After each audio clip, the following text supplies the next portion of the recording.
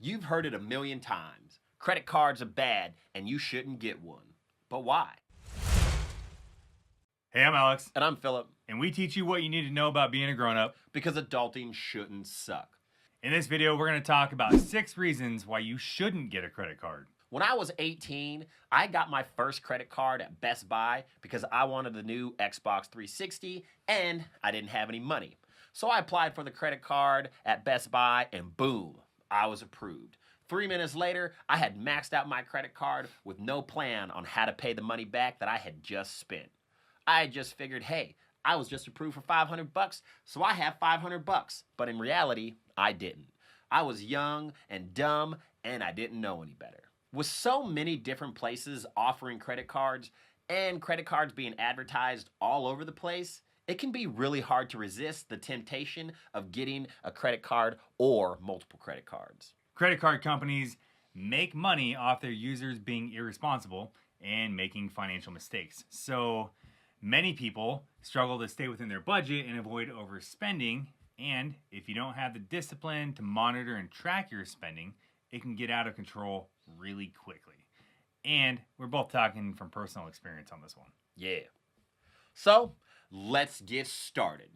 Reason number 1 why you shouldn't get a credit card. You have poor money management skills or knowledge.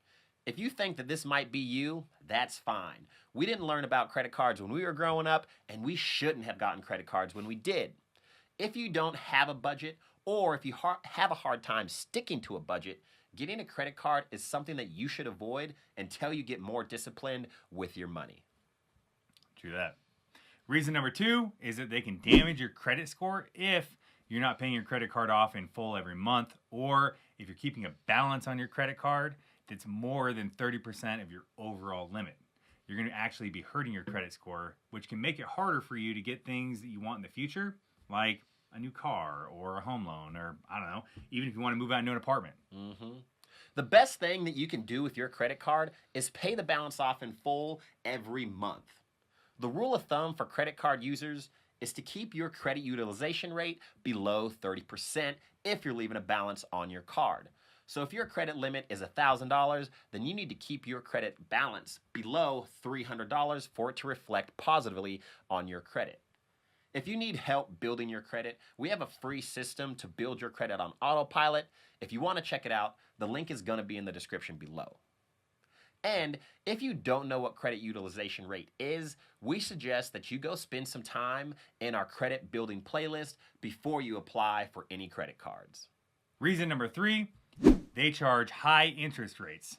The average interest rate for a credit card in America is over 18%, and the highest interest rate is around 36%. Typically, your interest rate is going to be determined by your credit score. The higher your credit score, the lower your interest rate. As an example, let's say you have excellent credit, which is like 800 and above. And if you have excellent credit, you can get a credit card with around a 13% interest rate. So let's say that you're just the average person with average credit and you get a credit card with 18% interest. If you left a balance of $100 on your credit card with an interest rate of 18%, you'd have to pay back $118 to pay off that credit card in full. Now, you might be saying, well, that's not bad, but it adds up. If you had a $1,000 balance on your credit card with an 18% interest rate, you'd have to pay $1,180 to pay off that credit card balance in full. Just as an FYI, interest rates get charged monthly. So if you don't pay it off in full that month, then you have to pay that interest again next month. Reason number 4, they have a lot of fees. In addition to interest rates, credit cards often come with a lot of other fees. If you make a late payment, there's a fee for that. If you go over your credit limit, there's a fee for that. If your credit card offers rewards, there's likely going to be an annual fee. And some annual fees are like $500. And lastly, if you're doing any foreign travel, your credit card could have a foreign transaction fee. If you're not careful, these fees can add up quickly and destroy your budget. Reason number 5 is that they increase your spending. Credit cards are easy to use, and with our phones being able to save our credit card information and autofill it into websites to make purchases, it can add up really quickly. I know from experience. There have been many studies where they take people who are doing their Christmas shopping with cash and credit cards, And the people who use the credit cards almost always overspend, while the people that use cash tend to stay on budget and not overspend. They say that this happens because there's more emotion that's attached to paying with physical cash than there is with a credit card. And physically having the cash and seeing it leave your hand and then showing you what's remaining gives you a lot more thought about it when it comes to spending money, and it helps you stay on track. Whereas if you use a credit card, you just keep swiping and swiping and swiping, and then you go to check the balance, and then you realize, oh crap, I'm way over what I thought I was going to be at.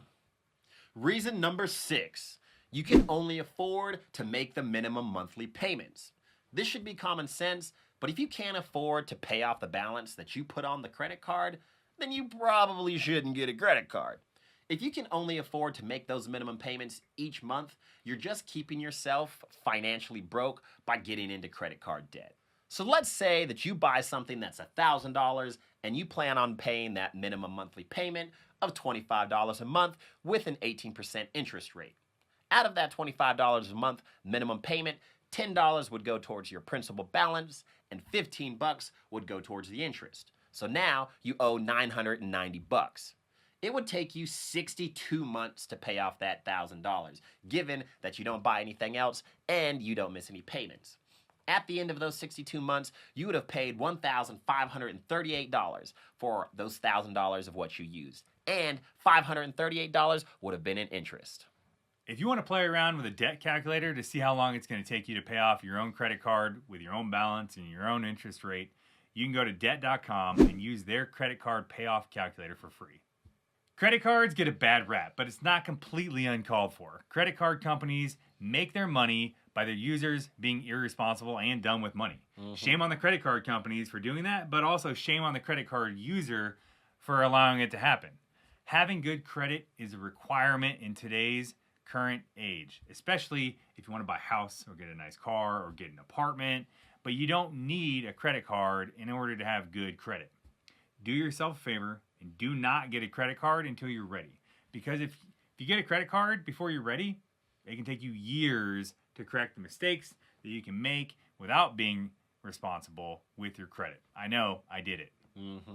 So like we had mentioned earlier in this video, you want to start yourself off with some good credit habits. Check out our credit building playlist and make sure you check out our free credit building system, Build Your Credit on Autopilot. The links to both of those are going to be in the description below. If you like this video, hit that like button and don't forget to subscribe. In the comments below, let us know which one of these reasons stuck out most to you. And we'll see you in the next video.